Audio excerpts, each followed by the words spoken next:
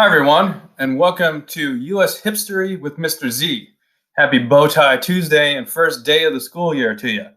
So, today we're going to go over a little bit about our class, and I'm going to tell you a little bit more about me as well. So, without any further ado, my name is John ZINGALE. You guys can call me Mr. Z.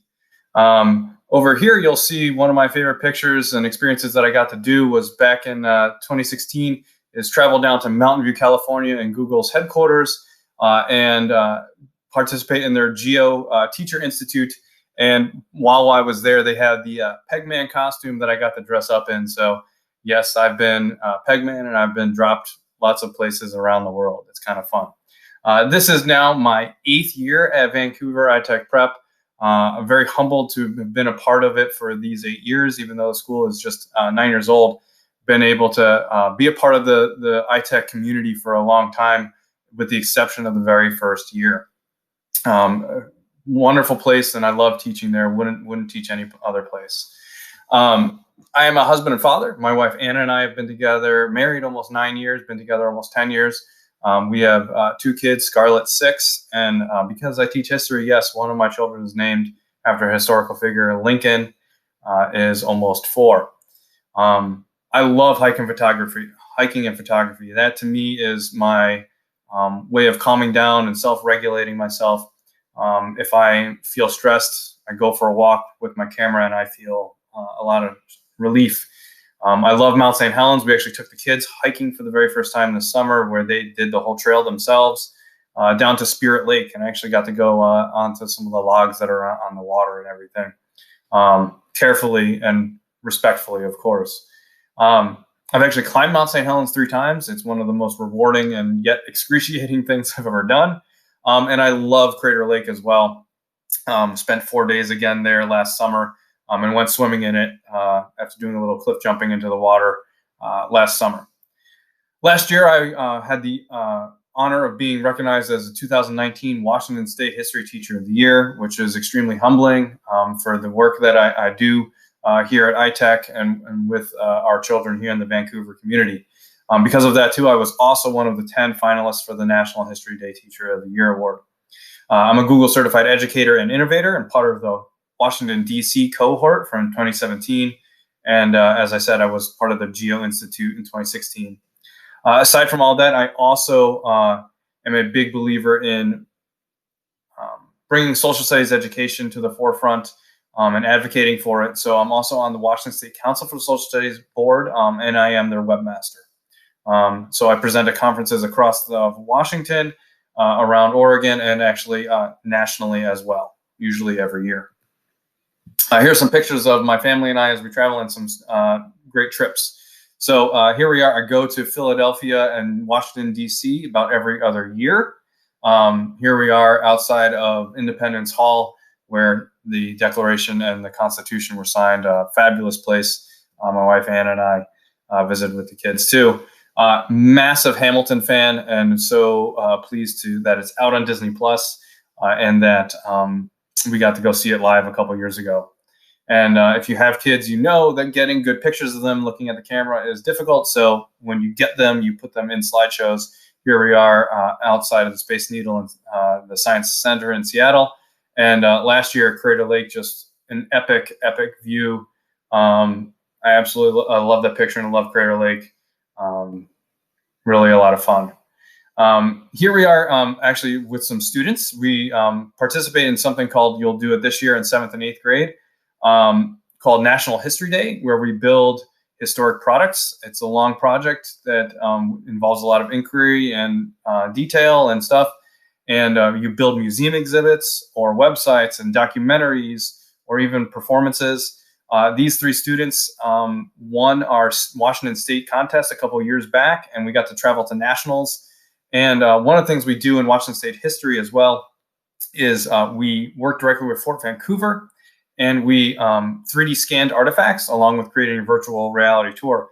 And after we 3D scanned the artifacts, these kids, there was a company in Washington, D.C., just outside there, that color 3D prints them. And so since we were there for National History Day, we got to stop by and they got to have their artifacts color 3D printed as well. So if you think about that, it just kind of blows my mind. We 3D scanned artifacts to make a virtual museum, and then 2,000 plus miles away, they were able to download the files and then create something newly tangible for the students. So awesome work there. Our course grading is on a 4-point scale, and we use the Common Core state history standards to score on. We have Marzano rubrics that demonstrate mastery of learning. So the higher you get towards a 4, the more it shows mastery of a standard.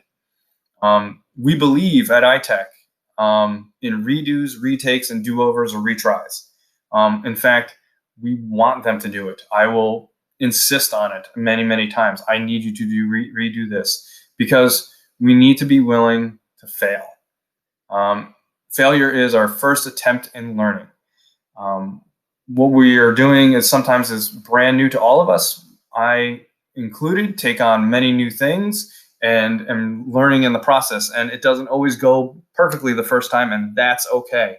But it's what we do, how we learn from that and get better. That's the key to all of this.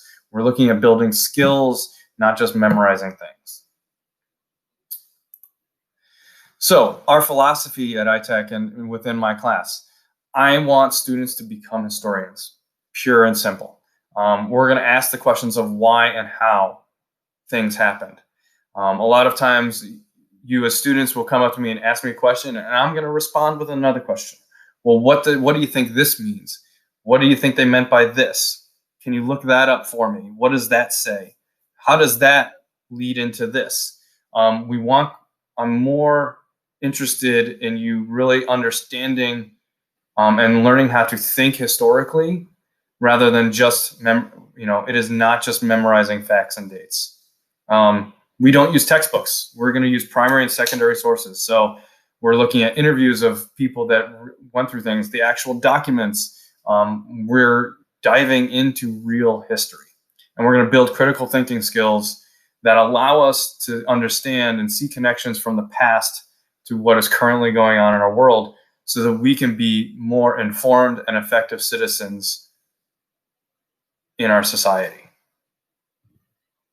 So some topics for the year. Normally I do about 5 projects a year, but this year we're going to scale it back to 4, essentially 1 per quarter. Our first project will be called Infoluencer, and we're going to be looking at the U.S. Constitution and its amendments. What does this document do? How does it set up the branches of government? What does it say about how they should work? We want to try to understand the role that they play within our society and within our government. And we're going to start to understand some of these processes, like how do we elect our representatives, and how do we elect the president? How are they similar and how are they different? These things are very important so that you can understand what your role is as a citizen later on. And also then looking at those amendments, knowing that you have rights to voice your opinion and be an active citizen and let people know what's going on. So having said that, we're going to then also understand how to read and interpret data and information, and how can we know whether something is reliable or not? Is it misinformation, or is it information that we can trust? A lot of times you can interpret data differently by manipulating different numbers, and we're going to really dive into whether sources are credible and how to tell whether they're credible or not. And so we're going to be using infographics to do that. And we're going to use infographics to explain the branches of government.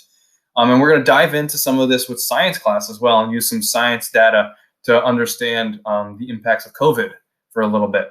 But then we're also going to then allow you to pick some sort of topic that's you believe matters to you and how you would be voting. And then you're going to find data and information and make an infographic or video, something that will use data to influence someone possibly, or inform them before they have to vote in this year's general election on November 3rd. Our second project is Voices of US, or Voices of Us. And this is our National History Day project, where we build museum exhibits or create documentaries or create performances or websites, some sort of historical product. Like, it's a big project that involves a yearly theme. This year's theme is communication. And so some of the questions we're going to look at is, how have we communicated with one another throughout our country's history? How has communication changed our country's history?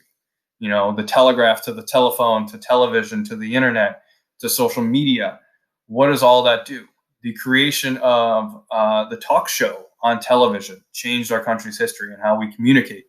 You know, how have protests been used as a form of communication throughout our country's history, starting back with before we even were a country and the Boston Tea Party, all the way up to what's happening currently this summer. And most importantly, then, who are those voices that have shaped our country, and how have they used their voices to advocate for change throughout our country's history?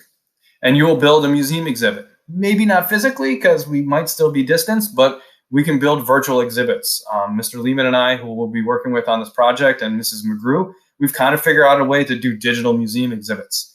But if you want to learn documentary skills, we'll dive into Ken Burns and learn some different cool things and use Wave Video to put those together.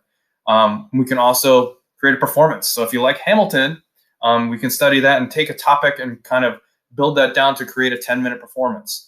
Or you can even learn some digital technical skills with constructing a historic website. Lots of fun. It's one of the most things I'm most passionate about. We will have a school competition, which then leads to our regional competition, which leads to a state competition. And then hopefully some of you may even qualify for our nationals, which I've been able to do. And it's just the most remarkable thing to watch you young people become historians. And it's something that I just absolutely love. That takes us through about the first half of the year. The second half of the year, we have a project called We the Popple. So if you know me, I'm going to go grab a couple things.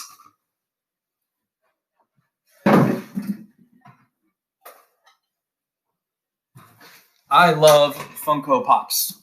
I collect them. I've got some at home and at school. In fact, all the U.S. history ones I have two of, because I have them here in my home office and in the classroom. So here we have Washington crossing the Delaware. Here is Abraham Lincoln. We've got Ruth Bader Ginsburg. And so they kind of have this American history collection. But what I want to know is, thinking about like monuments this summer and things, who should be remembered? Who are the people? Who are the Americans that have helped shape our country? Why is it important to remember and honor our country's diversity?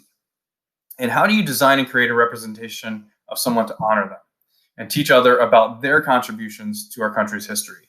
And so we'll be working with language arts and with 3D design to actually 3D design and model them. You're going to do some research on who this person is, and you're going to have to write a little bit about it. We're going to design boxes.